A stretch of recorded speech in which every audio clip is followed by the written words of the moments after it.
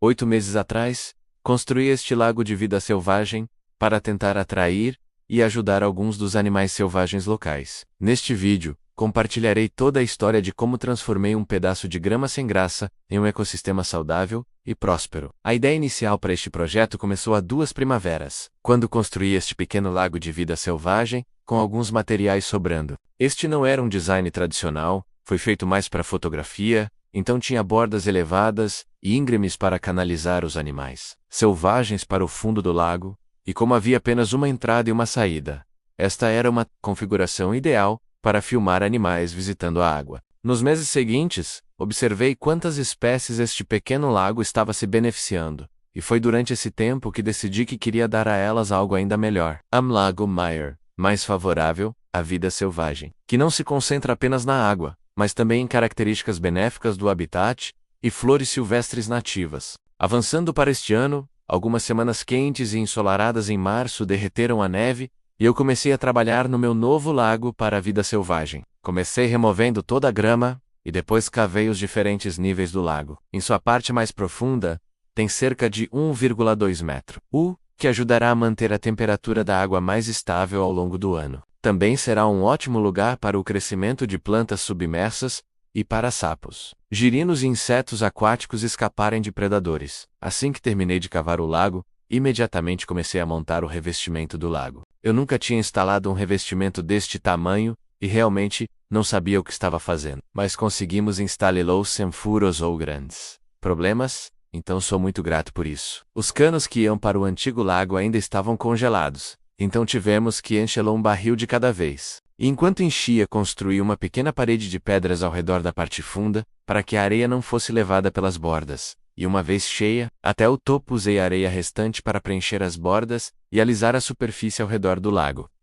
Cavei um pequeno buraco com cerca de 1,5 metros de profundidade, para construir um esconderijo de observação no solo. Eu não queria nada muito sofisticado, então usei alguns paletes velhos como estrutura. Um lado do esconderijo seria para sentar e o outro para ficar em pé.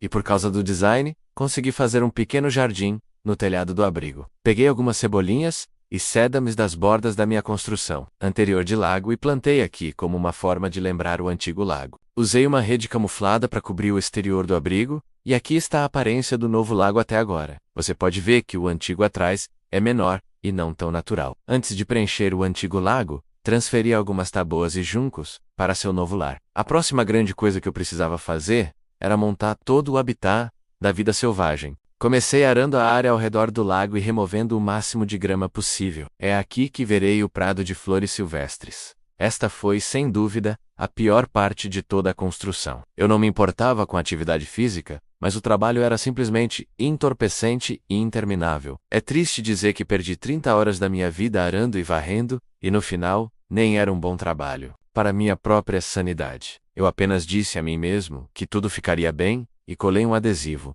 A natureza vai descobrir nesta parte do lago. Mas em uma nota mais positiva, alguns dos primeiros migrantes estavam começando a aparecer, o que me deu motivação extra para terminar de montar o resto do habitat da vida selvagem. Adicionei alguns poleiros, pilhas de arbustos, caixas-ninho e troncos mortos em pé para pássaros e insetos usarem. Eu até construí esta pequena estrutura flutuante com um monte de mudas de salgueiro para ajudar a absorver nutrientes e limpar a água. Não é o mais bonito, mas é apenas temporário, até que as outras plantas ao redor do lago se estabeleçam. A única coisa que faltava fazer agora no lago era o que eu mais estava animado: semear o prado de flores silvestres. Espalhei 2 dúzias de espécies de flores silvestres nativas na área ao redor do lago, incluindo algumas espécies de girassóis para tentar atrair mais pássaros comedores de sementes, mas antes que as sementes pudessem germinar, fomos atingidos por uma forte tempestade de chuva e granizo. Eu não sabia na época, mas essa tempestade inundou a área,